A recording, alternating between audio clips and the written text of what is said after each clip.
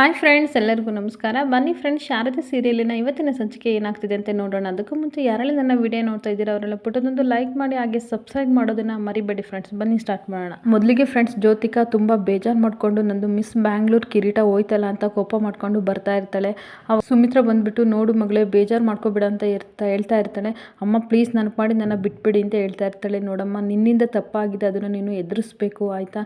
ನಿನಗೆ ಶಿಕ್ಷೆ ಆಗಲಿ ಅಂತ ನಾನು ಬಯಸಲ್ಲ, ಆದರೆ ತಪ್ಪಿನ ಅರಿವಾಗಬೇಕಲ್ವಾ ಅಂತ ಹೇಳ್ತಾ ಇರ್ತಾಳೆ. ನನಗೆ ಏನೂ ಅರ್ಥ ಆಗ್ತಿಲ್ಲ ಅಮ್ಮ, ಪ್ಲೀಸ್ ನನಗೆ ಸಮ್ ಟೈಮ್ ಕೊಡು ಅಂತ ಹೇಳ್ತಾ ಇರ್ತಾಳೆ. ನೋಡು, ಇದರಿಂದ ಅಮ್ಮ ನನ್ನ ಕೆರಿಯರ್ ಹಾಳಾಯಿತು, ಎಲ್ಲ ಹಾಳಾಯಿತು. ನನ್ನ ಕೆರಿಯರ್ ಆಗಿರ್ಬೋದು ಅಥವಾ ನನ್ನ ಮಿಸ್ ಇಂಡಿಯಾ ಕಿರೀಟ ಆಗಿರ್ಬೋದು, ಪ್ರತಿಯೊಂದು ಸಹ ನಂದು ಎಲ್ಲ ಹೋಯ್ತು ಅಂತ ಅಳ್ತಾ ಇರ್ತಾಳೆ. ಆವಾಗ ನೋಡು, ಪಡ್ಕೊಳ್ಳೋ ಟೈಮಲ್ಲಿ ಪಡ್ಕೋಬೇಕು, ಕಳ್ಕೊಳ್ಳೋ ಟೈಮಲ್ಲಿ ಕಳ್ಕೋಬೇಕು. ಒಂದಲ್ಲ ಒಂದಿನ ಮತ್ತೆ ನೀನು ಅದನ್ನು ಪಡ್ಕೋತೀಯ. ಆದರೆ ಇಷ್ಟಕ್ಕೆಲ್ಲ ನೀನು ಬೇಜಾರು ಮಾಡ್ಕೋಬೇಡ, ನೀನು ತಪ್ಪಿನ ಅರಿವನ್ನ ನಿನಗೆ ಅರ್ಥ ಆದರೆ ಅಷ್ಟೇ ಸಾಕು ಅಂತ ಹೇಳ್ತಾ ಇರ್ತಾಳೆ. ಆವಾಗ ಸುಮಿತ್ರಾ, ಆಯಿತು ನಾನು ಹೋಗ್ತೀನಿ, ನೀನು ಸಮಾಧಾನವಾಗಿ ಯೋಚನೆ ಮಾಡು ಅಂತ ಅಲ್ಲಿಂದ ಹೋಗ್ತಾಳೆ.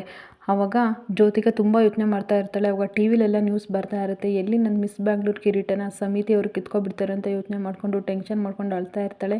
ಇನ್ನೊಂದು ಕಡೆ ನೆನ್ನೆ ಪಾರಿಜಾತ ಹೇಳಿದ್ನೆಲ್ಲ ನೆನ್ಪು ಮಾಡ್ಕೊತಿರ್ತಾಳೆ. ಶಾರದಾಯಿಂದಲೇ ಸಹ ಇದೆಲ್ಲ ಆಗಿದ್ದು. ನಾನು ಇಷ್ಟು ವರ್ಷ ಕಷ್ಟಪಟ್ಟು ಮಿಸ್ ಬ್ಯಾಂಗ್ಳೂರ್ನ ನನಸು ಮಾಡ್ಕೊಂಡಿದ್ದೀನಿ. ನಾನು ಯಾವಾಗಲೂ ಮಿಸ್ ಬ್ಯಾಂಗ್ಳೂರ್ ಆಗೋಕ್ಕೆ ಇಷ್ಟಪಡ್ತೀನಿ, ಆದರೆ ಶಾರದಾ ಎಲ್ಲನೂ ಹಾಳು ಮಾಡಿದ್ಲು. ನೀನು ಯಾವುದೇ ಕಾರಣಕ್ಕೂ ನಾನು ಬಿಡಲ್ಲ ಶಾರದಾ ಅಂತ ಹಠವಾಗಿ ಹೇಳ್ತಾ ಇರ್ತಾಳೆ. ಇನ್ನೊಂದು ಕಡೆ ದೀಪು ಪ್ರೇಯರ್ ಮಾಡ್ತಾ ಇರ್ತಾಳೆ ವಿಘ್ನೇಶ್ವರನ ನೆನೆಸ್ಕೊಂಡು. ಆವಾಗ ಶಾರದಾ ದೀಪುಗೆ ಅಂತ ಚಪಾತಿ ತೊಗೊಬಂದು, ಬಾ ದೀಪು ತಿನ್ನು ಅಂತ ತಿನ್ನಿಸ್ತಾ ಇರ್ತಾಳೆ. ಆವಾಗ ದೀಪು ಓಡಾಡ್ಕೊಂಡು ತಿಂತಾ ಇರ್ತಾಳೆ. ಅಮ್ಮ, ಬೆಳಗಿನ ಜಾವ ಬಿದ್ದಿರೋ ಕನಸು ನನಸಾಗುತ್ತಮ್ಮ ಅಂತ ಕೇಳ್ತಾ ಇರ್ತಾಳೆ. ಹ್ಞೂ ಪುಟ್ಟ, ಏನು ಬಿತ್ತು ಅಂದಾಗ, ಅಮ್ಮ ನನ್ನ ಫ್ರೆಂಡ್ ಸಿದ್ದು ಇದನ್ನಲ್ಲ, ಅವನ ಜೊತೆ ನಾನು ಕಾರಲ್ಲಿ ಹೊಸ ಯೂನಿಫಾರ್ಮ್ ಎಲ್ಲ ಹಾಕ್ಕೊಂಡು ಸ್ಕೂಲಿಗೆ ಹೋಗ್ತಾ ಇದ್ದೆ ಅನ್ನೋ ರೀತಿ ಕನಸು ಬಿತ್ತು ಅಂದಾಗ ಅದನ್ನು ಕೇಳಿದ ಕ್ಷಣ ಆಶ್ಚರ್ಯ ಆಗುತ್ತೆ. ಅದೆಲ್ಲ ನಿಜ ಆಗಲ್ಲಮ್ಮ, ರಾತ್ರಿ ಏನು ಮನ್ಕೊಂಡು ನಾವು ನೆನೆಸ್ಕೊಂಡು ಮನ್ಕೋತೀವೋ ಅದಷ್ಟು ನಿಜ ಆಗೋದು ಅಂತ ಸುಳ್ಳು ಹೇಳ್ಬಿಟ್ಟು, ಬಾ ಫಸ್ಟ್ ತಿಂಡಿ ತಿನ್ನು ಅಂತ ತಿನ್ನಿಸ್ತಾ ಇರ್ತಾಳೆ. ಇನ್ನೊಂದು ಕಡೆ ದೀಪುಗೆ ತಿಂಡಿ ಎಲ್ಲ ತಿನ್ನಿಸ್ಬಿಟ್ಟು ಅವಳಿಗೆ ದೃಷ್ಟಿ ತೆಗೆದ್ಬಿಟ್ಟು ಈಚೆ ಕಡೆ ಕೈ ತೊಳೆಯೋಕೆ ಅಂತ ತಟ್ಟೆ ತಗೊಂಡು ಬರ್ತಾ ಇರ್ತಾಳೆ. ಆಗ ಪಾರಿಜಾತ ಸಿಟ್ಟು ಮಾಡ್ಕೊಂಡು ಬಂದುಬಿಟ್ಟು, ಏನೇ ಇನ್ನೂ ಇಲ್ಲೇ ಇದೆಯಾ, ನಿನ್ನಿಂದ ನನ್ನ ಮೊಮ್ಮಗಳು ಲೈಫೆಲ್ಲ ಹಾಳಾಯ್ತಲೆ, ಅವಳ ಕೆರಿಯರ್ ಹಾಳಾಯಿತು, ಅವಳು ಗಳಿಸಿದ ಮಾನ ಮರ್ಯಾದೆ ಎಲ್ಲ ಹೋಯ್ತಲೆ, ಹಾಳಾದವಳೆ, ನೀನು ಬಂದು ನಮ್ಮ ಮೊಮ್ಮಗಳಿಗೆ ದೊಡ್ಡ ಕಳಂಕನೇ ತಂದುಬಿಟ್ಟೆ, ನೀನು ನಮ್ಮ ಮನೆಗೆ ಯಾಕಾದರೂ ಬಂದೆ ಅಂತ ಬೈತಾ ಇರ್ತಾಳೆ. ಇನ್ನೂ ಎಷ್ಟು ಸಲನೇ ಹೇಳಬೇಕು, ಮನೆ ಬಿಟ್ಟು ತೊಲಗೆ ಅಂತ ಜೋರಾಗಿ ದೂಕ್ತಾಳೆ. ಅಷ್ಟೊತ್ತಿಗೆ ಸುಮಿತ್ರಾ ಬಂದುಬಿಟ್ಟು ಅವಳನ್ನ ಹಿಡ್ಕೊಬಿಡ್ತಾಳೆ ಬೀಳ್ದಂಗೆ. ಆವಾಗ ಸುಮಿತ್ರಾ ಶಾರದೆನ ಇಟ್ಕೊಬಿಟ್ಟು, ಅಲ್ಲ ಅತ್ತೆ, ಏನು ಮಾಡ್ತಾಯಿದ್ದೀರಾ ನೀವು, ತಪ್ಪು ಮಾಡಿದವರು ಯಾರೋ, ಆದರೆ ಶಿಕ್ಷೆ ಇನ್ನೊಬ್ಬರು ಅನುಭವಿಸ್ತಾ ಇದ್ದೀರಾ, ಏನು ಮಾಡ್ತಿದ್ದೀರಾ ಅಂದಾಗ, ನೀನು ಅವಳನ್ನ ವಹಿಸ್ಕೊಂಡು ಬರಬೇಡ, ನೀನು ಅಮ್ಮ ಅಮ್ಮ ಅಂತ ಅಂದು ನಿನ್ನನ್ನು ಬುಟ್ಟಿಗೆ ಹಾಕ್ಕೊಂಡಿದ್ದಾಳೆ ಅಂತ ಹೇಳ್ತಾ ಇರ್ತಾಳೆ. ಅವಳದೇನು ತಪ್ಪಿಲ್ಲ ಅತ್ತೆ, ತಪ್ಪೆಲ್ಲ ನಮ್ಮದು, ಜ್ಯೋತಿಕಂದು ಇರೋದು, ನೀವು ಮಗಳು, ಅದಕ್ಕೋಸ್ಕರ ನಿಮಗೆ ಆ ಥರ ಅನ್ನಿಸ್ತಾ ಇದೆ. ಅದ್ರ ಬಿಟ್ಟು ನೀವು ಶಾರದೆನ ಯಾಕೆ ಬೈತಾ ಇದ್ದೀರಾ, ಅವಳನ್ನ ಯಾಕೆ ತಳ್ತಾ ಇದ್ದೀರಾ ಅಂದಾಗ, ನಿನಗೆ ಅದೆಲ್ಲ ಗೊತ್ತಾಗಲ್ಲ, ಈ ದರಿದ್ರನ ಮೊದಲು ಮನೆಯಿಂದ ಹೋಗ್ಸು, ಇಲ್ಲ ಅಂತಂದರೆ ನಮ್ಮ ಮನೆಗೆ ದೊಡ್ಡ ಕಳಂಕ ಬರುತ್ತೆ ಅಂತ ಹೇಳ್ತಾ ಇರ್ತಾಳೆ. ಮಾಡಿದ್ದೆಲ್ಲ ತಪ್ಪು ಜ್ಯೋತಿಕಾ ಅತ್ತೆ, ಅವಳು ಜೈಲಿಗೆ ಹೋಗೋ ಸಂದರ್ಭ ಬಂದರೂ ಸಹ ಹೋಗಲೇಬೇಕಾಗುತ್ತೆ, ಆದರೆ ನಾವು ಅದನ್ನು ಸಮರ್ಥನೆ ಮಾಡ್ಕೋಬೇಕು ಅಷ್ಟೇ ಅಂತ ಹೇಳ್ತಾ ಇರ್ತಾಳೆ.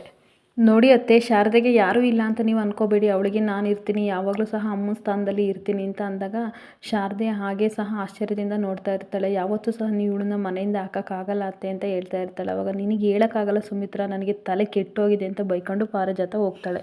ಆವಾಗ ಶಾರದೆ ಹೇಳ್ತಾಳೆ, ಅಮ್ಮ ಅವ್ರು ಹೇಳಿದ್ದು ಸರಿ ಅಲ್ವಾ, ನಾನಿದ್ರೆ ಜ್ಯೋತಿಕಾಗೆ ಇನ್ನೂ ಬೇಜಾರಾಗುತ್ತಮ್ಮ, ನಾನು ಮನೆ ಬಿಟ್ಟು ಹೋಗ್ತೀನಿ ಅಂತ ಹೇಳಿದಾಗ ಸುಮಿತ್ರಾ ಹೇಳ್ತಾಳೆ, ಪುಟ್ಟ ಯಾವಾಗಲೂ ಯಾಕೆ ಇದೇ ಮಾತು ಹೇಳ್ತೀಯ ಆಯಿತಾ, ನೀನು ಎಲ್ಲೂ ಹೋಗಂಗಿಲ್ಲ, ನಾನು ಎಲ್ಲೂ ಕಳ್ಸಂಗಿಲ್ಲ, ಕಾಲನೇ ಎಲ್ಲ ಸರಿ ಮಾಡುತ್ತೆ, ಆದರೆ ನಮಗೆ ತಾಳ್ಮೆ ಬೇಕು ಅಷ್ಟೇ ಪುಟ್ಟ, ನೀನು ಬೇಜಾರು ಮಾಡ್ಕೋಬೇಡ ಬಾ ಅಂದ್ಬಿಟ್ಟು ತಪ್ಕೊಂಡು, ನೀನೇನು ಸಮಾಧಾನ ಮಾಡ್ಕೊಪುಟ್ಟ, ನೀನು ಅಳಬೇಡ ಆಯಿತಾ, ನಾನು ಇದ್ದೀನಿ ಅಂತ ಹೇಳ್ತಾ ಇರ್ತಾಳೆ. ಈ ಕಡೆ ಪಾರಿಜಾತ ಸಿಟ್ಟು ಮಾಡಿಕೊಂಡು ಒಳಗಡೆ ಬರ್ತಾ ಇರ್ತಾಳೆ. ಆವಾಗ ವೈಕುಂಠ ದುಡ್ಡು ಎಣಿಸ್ಕೊಂಡು ಸಾಂಗ್ ಆಡ್ತಾ ಇರ್ತಾನೆ. ಆವಾಗ ನೋಡ್ಬಿಟ್ಟು, ಏನು ಚಿಲ್ಲರೆ ಬುದ್ಧಿ ಮಾಡ್ತಾ ಇದೆಯಾ, ಕಾಸನ್ನ ಕದ್ಬಿಟ್ಬಿಟ್ಟು ಅದನ್ನೇ 25 ಸಲ ಎಣಿಸ್ತೀಯ, ನನಗಿಲ್ಲಿ ಹೊಟ್ಟೆಗೆ ಬೆಂಕಿ ಬಿದ್ದಾಗಿದೆ, ನಿಂದೊಂದು ಕರ್ಮ ಅಂತ ಬೈತಾ ಇರ್ತಾಳೆ. ಯಾಕವರೇ ಏನಾಯಿತು ನಿಮಗೆ ಅಂತ, ಹೊಟ್ಟೆಗೆ ಬೆಂಕಿ ಬೀಳೋ ಕೆಲಸ ಏನಾಯಿತು ಅಂದಾಗ, ಶಾರದೆನ ಏನು ಮಾದ್ರೂ ಮಾಡಿ ಮನೆಯಿಂದ ಹೋಗಿಸ್ಬೇಕು ಅಂತ ನಾನು ಹೋರಾಡ್ತಾ ಇದ್ದೀನಿ, ಆದರೆ ಆ ಸುಮಿತ್ರಾ ಯಾವಾಗಲೂ ಸ್ವಂತ ಮಗಳ ಥರ ಬಂದು ಗಟ್ಟಿಯಾಗಿ ನಿಂತ್ಕೊಬಿಡ್ತಾಳೆ ಕಾಣೋ ಅಂತ ಹೇಳ್ತಾ ಇರ್ತಾಳೆ. ಅಯ್ಯೋ ಅವರೇ, ನೀವು ಟೆನ್ಷನ್ ತಗೋಬೇಡಿ ಆಯಿತಾ, ನಾನು ಅವಳನ್ನ ಕಿಡ್ನಾಪ್ ಮಾಡ್ಕೊಬಿಟ್ಟು ಎಲ್ಲರೂ ಬಿಟ್ಟು ಬರ್ತೀನಿ ಅಂತ ಹೇಳ್ತಾ ಇರ್ತಾನೆ. ಅದು ಹಾಗಲ್ಲ ಕಣೋ, ಹಾಗೆ ಮಾಡಬಾರ್ದು, ಹೇಗಾದರೂ ಮಾಡಿ ಅವಳನ್ನ ಓಡಿಸ್ಲೇಬೇಕು ಅಂದಾಗ, ಏನು ಮಾಡ್ತೀರಿ ಅವರೇ ಅಂದಾಗ, ಈ ಮನೆ ದಿಕ್ಕನ್ನೇ ನಾನು ಬದಲಾಯಿಸಿದ್ದೀನಿ, ಆಫ್ಟರ್ ಆಲ್ ಮನೆ ಕೆಲಸದವಳನ್ನ ನನಗೆ ಓಡ್ಸೋಕ್ಕಾಗಲ್ವ ಈ ಪಾರಿಜಾತ ಕೈಲಿ ಅಂತ ಹೇಳ್ತಾ ಇರ್ತಾಳೆ. ನೋಡು ವೈಕುಂಠ, ಈ ಮನೇಲಿ ಯಾರ್ಯಾರು ಇರಬೇಕು ಅಂತ ಡಿಸೈಡ್ ಮಾಡೋದು ಆ ಶಿವನಾರಾಯಣ, ಆದರೆ ಯಾರು ಇರಬಾರ್ದು ಅಂತ ಡಿಸೈಡ್ ಮಾಡೋದು ಈ ಪಾರಿಜಾತ ಆಯಿತಾ ಅಂತ ಹೇಳ್ತಾ ಇರ್ತಾಳೆ.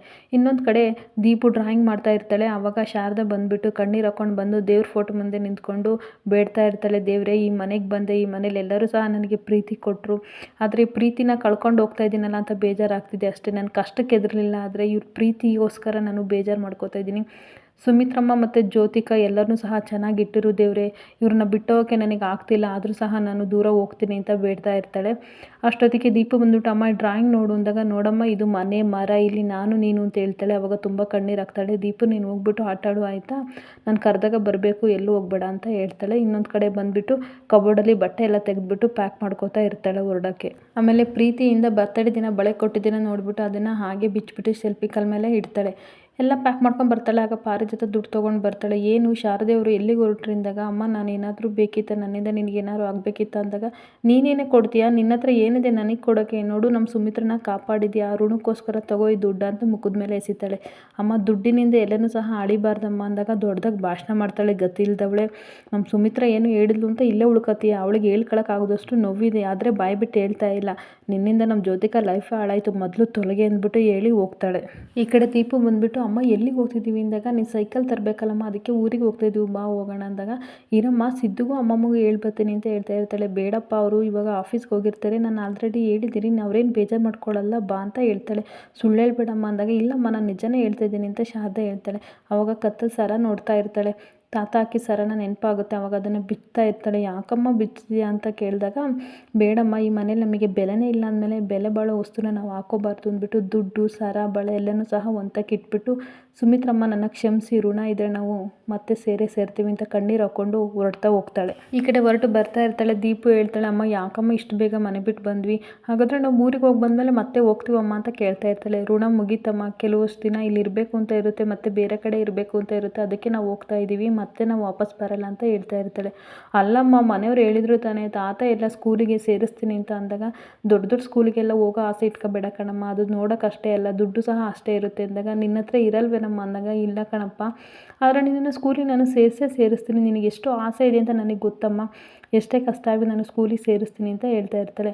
ಅಮ್ಮ ನೀನು ಯಾಕಮ್ಮ ಅರ್ಧ ಓದಿ ಸ್ಕೂಲ್ ಬಿಟ್ಟೆ ಅಂತ ಕೇಳಿದಾಗ, ಏನು ಮಾಡೋದಮ್ಮ, ನಾನು ಓದಿ ಕಲಿಯೋದಕ್ಕಿಂತ ಅನುಭವನೇ ಸಹ ಜಾಸ್ತಿ ಆಗಿದೆ, ಅದನ್ನು ನೋಡಿ ಕಲಿಬೇಕು ಅಂತ ದೇವರು ನನ್ನ ಹಣೆ ಬರದಲ್ಲಿ ಬರೆದಿದ್ದ ಅಂತ ಹೇಳ್ತಾ ಇರ್ತಾಳೆ. ಹಾಗಾದರೆ ನನ್ನ ಹಣೆ ಬರನೂ ಹಾಗೆ ಆಗುತ್ತಮ್ಮ ಅಂತ ದೀಪು ಹೇಳ್ತಾಳೆ. ಆಗ ಶಾರದಾ ಕಣ್ಣೀರಾಗ್ತಾ, ಇಲ್ಲಮ್ಮ ನಿನ್ನ ಹಣೆ ಬರ ಆಗೋಕ್ಕೆ ನಾನು ಬಿಡಲ್ಲ, ಎಷ್ಟೇ ಕಷ್ಟ ಆಗಲಿ ನಿನ್ನನ್ನು ನಾನು ಚೆನ್ನಾಗಿ ನೋಡ್ಕೋತೀನಿ, ಬಾ ಹೋಗೋಣ ಅಂತ ಹೋಗ್ತಾ ಇರ್ತಾರೆ. ಇಲ್ಲಿಗೆ ಈ ವಿಡಿಯೋ ಮುಕ್ತಾಯವಾಗುತ್ತಿದೆ. ಈ ವಿಡಿಯೋ ಇಷ್ಟ ಆದರೆ ಪುಟ್ಟದೊಂದು ಲೈಕ್ ಮಾಡಿ, ಹಾಗೆ ಸಬ್ಸ್ಕ್ರೈಬ್ ಮಾಡ್ಕೊಳ್ಳಿ ಫ್ರೆಂಡ್ಸ್. Thank you.